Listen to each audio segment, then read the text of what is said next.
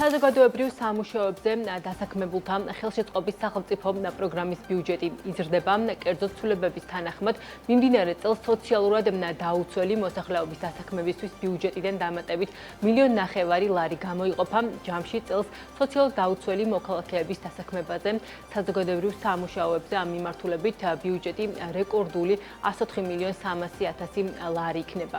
რა რეალური მიზანი აქვს პროგრამას? შეფასებებით ელენე გოგბერაშვილი გვერდება პირდაპირ ეთერში. ელენე, მოგესალმებით და გისმენთ. ნუცა მოგესალმებით. სოციალურად დაუცველი პირების საზოგადოებრივ სამუშაოებზე დასაქმების პროგრამა, როგორც ცნობილია, 2022 წლის 1 მარტიდან ხორციელდება და მისი დაფინანსება ყოველწლიურად მზარდია. პირველ წელს ამ პროგრამის ბიუჯეტი 40 მილიონი ლარი იყო, 2023 წელს 80 მილიონ ლარზე მეტი, წელს კი 102,7 მილიონი იყო გამოყოფილი, თუმცა მთავრობის შესაბამისი დადგენილებით, რომელიც გუშინ გამოქვეყნდა, ეს თანხა 104,3 მილიონ ლარამდე გაიზარდა, რაც ამ პროგრამის მოქმედების ისტორიაში რეკორდული თანხა. როგორც ცნობილია, ამ პროგრამის ბენეფიციარები არიან სოციალურად დაუცველი მოქალაქეები, რომლებიც სხვადასხვა საბიუჯეტო ორგანიზაციაში ასრულებენ დამხმარე სამუშაოებს, მაგალითად, დასუფთავების, მზარეულის ასისტენტის, დარაჯის, საკვების მიმტანის და სხვა სერვისების მიმართულებით, სანაცვლოდ კი 300 ლარის ანაზღაურებას იღებენ. არსებული ინფორმაციით, ამ პროგრამით 2022 წელს 30,000-მდე სოციალურად დაუცველმა ისარგებლა, 2023 წელს 40,000-მდე პირმა, წელს 30 ივნისის მდგომარეობით კი საზოგადოებრივ სამუშაოებზე აქტიური ხელშეკრულება 30,278 სოციალურად დაუცველ პირს ჰქონდა. ჯანდაცვის და სოციალური დაცვის ყოფილი მინისტრის ანდრია ურუშაძის შეფასებით, ეს და სხვა პროგრამები, რომელსაც მთავრობა სოციალურ სფეროში ახორციელებს, აცდენილია მთავარ მიზანს, ხელი შეუწყოს ამ ადამიანების პროფესიულ განვითარებას. მისი თქმით, საზოგადოებრივ სამუშაოებზე დასაქმების პროგრამა ოცნების მომხრეების ფულის დარიგების ინსტრუმენტად იქცა. პროგრამები, რომლესაც ჩვენ გვესმის, განსაკუთრებით სოციალურ სფეროში, რაღაც ჩავყუთად გადაიქცა. ანუ ჩვენ ვიცით, რა თანხას ხარჯავს მთავრობა, ამის იქით უკვე ძალიან ცოტა ინფორმაცია. ინფორმაცია არის ცოტა, მაგრამ რაც ვიცით, ხო? აი რომ ნახოთ მაგალითად იმ ვაკანსიების ჩამონათვალი, რომელიც ამ პროგრამის მიხედვით რიგდება სახელმწიფო დაწესებულებებში, როგორ ხდება შერჩევა ამ ადამიანების, როგორ ხდება ადმინისტრირება სიღარიბის ვარსკვლავყოფ მოქალაქეების.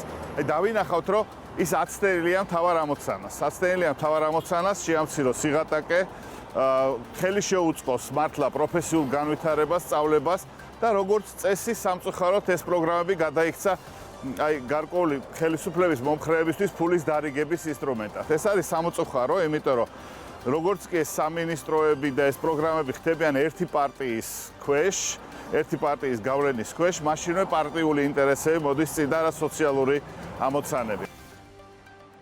ამ პროგრამით ერთის მხრივ მთავრობა ხელოვნურად ცდილობს უმუშევრობის მაჩვენებლების შემცირებას, მეორე მხრივ კი ამ გზით აკეთებს იმას, რომ უფრო მეტი ადამიანი იყოს მათი პოლიტიკური კონტროლის ქვეშ.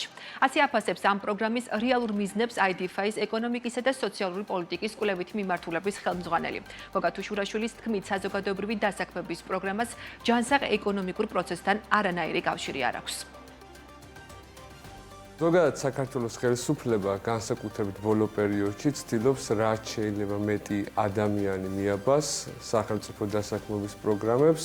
აი თუ დავაკვირდებით იგივე მაგალითად უმუშევრობის დონის შემცირების მაჩვენებლებს, რამ გამოიწვია. სიღრმეებში, როდესაც ჩავდივართ, იქ ვხედავთ, რომ მთავარი ფაქტორი არის, რომ სახელმწიფო სექტორში დასაქმებულთა რიცხვი გაიზარდა ყველაზე მეტად.